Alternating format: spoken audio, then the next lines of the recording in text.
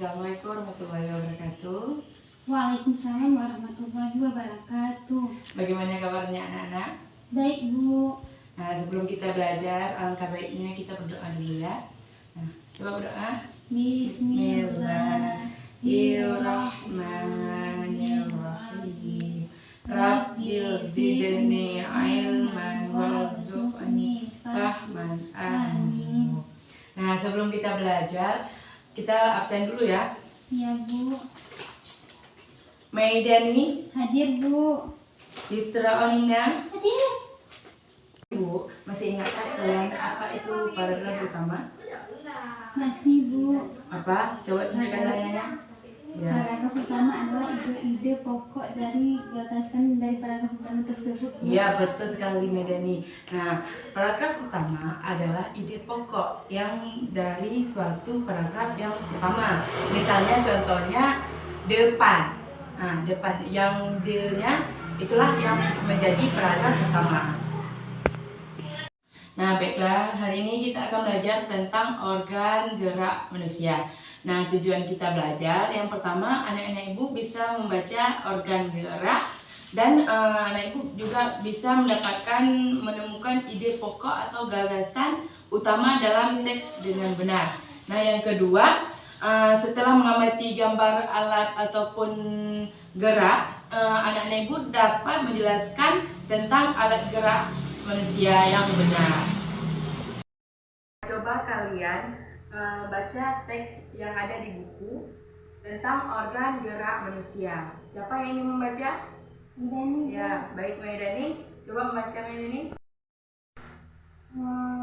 Salah satu ciri dari makhluk hidup adalah bergerak. Secara umum, gerak dapat diartikan berpindah tempat atau perubahan posisi. Makhluk hidup akan bergerak apabila ada rangsangan yang mengenai sebagian atau seluruh bagian tubuhnya. Nah, kan sudah baca kan? Oke, baiklah Maidani, terima kasih. Coba kalian lihat di buku yang mana ide pokok yang kalian baca tadi, yang jadi ide pokoknya. Saya, Bu. Ya, Maidani. Jadi ide pokok dari teks atas tadi itu yaitu ide pokoknya adalah salah satu ciri dari makhluk hidup adalah bergerak, Bu. Iya, betul sekali Medani. Betul sekali Medani. Nah, yang menjadi ide pokok dalam bacaan teks tadi yaitu salah satu ciri dari makhluk hidup adalah bergerak. Nah, gerak pada manusia itu adalah menggunakan organ gerak yang disusun dalam sistem gerak.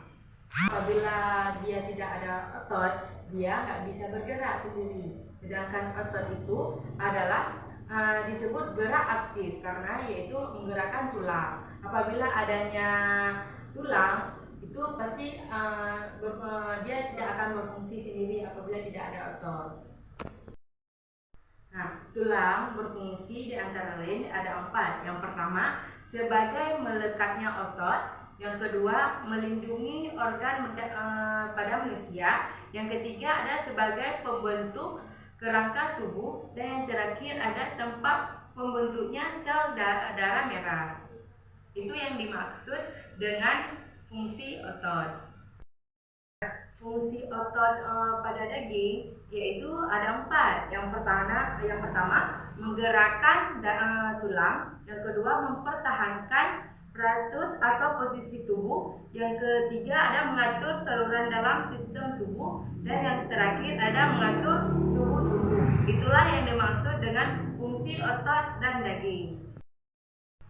Nah, otot itu juga tersusun dari inti sel, yaitu sel-sel atau membentuk serabut otot, dan sel juga berkumpul serabut.